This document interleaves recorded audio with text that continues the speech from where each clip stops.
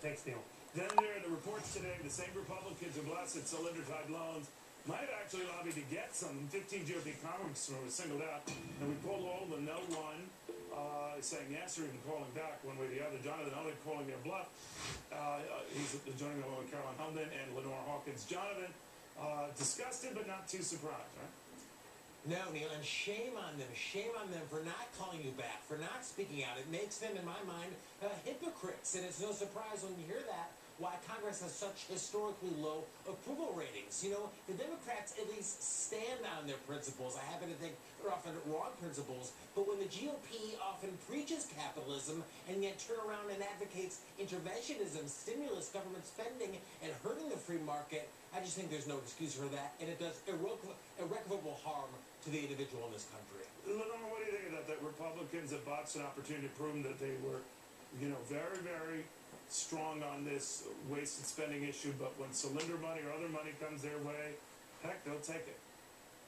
Well, this should come as no surprise to anyone. All politicians, whether from the left or the right, are always going to be under pressure to grant their cronies favors. And on the other end, you've got businesses that are always going to use whatever means are available to try and get themselves an advantage. The only way to limit the abuse is to limit the favors that government can possibly grant. Under the Constitution, Lenore, I respect the heck out of you. I think those days should be gone. I'm not sounding too idealistic here, but it's a point I'm going to raise to Caroline, that I think the politician will be richly rewarded these days in this environment. He goes back to his district and said, I didn't take any Solyndra money. Furthermore, I didn't take any money. Money to build a bridge, money to build a highway, a post office, a statue in my honor, a water park where there's no need for a water park. I didn't take any bacon for Washington.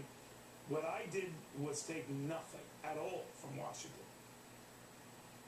But that's not the way the system is set up, right? Well, then stop it. Then stop it. Then stop it. Well, I know, but why don't we set up a system where we say you are going to be rewarded for turning this upside down? You are going to be rewarded for stopping the gravy train.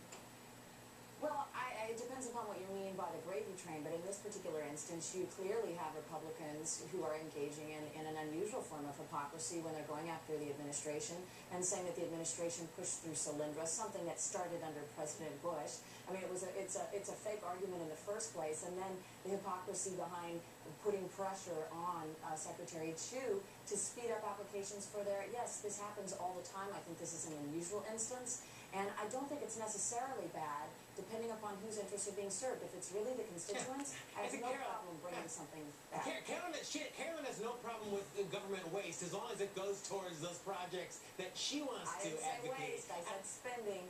Spending, all right, well, and I don't actually think kind of French for Solyndra.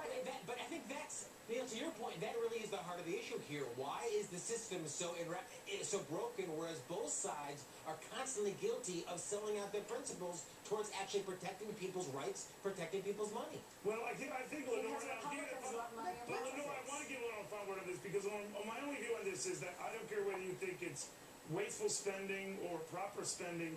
When you're broke, and beggars can't be choosers, beggars can't be doing anything. So don't spend anything. Absolutely. There's a reason that the Constitution granted the federal government very restrictive powers. It respected the limitations and the failings of human nature. Keep it small, these kinds of favors don't get granted, and we don't get out of control spending. It's that simple. We'll see. All right, guys, in the meantime, the Republican leader, who's got even the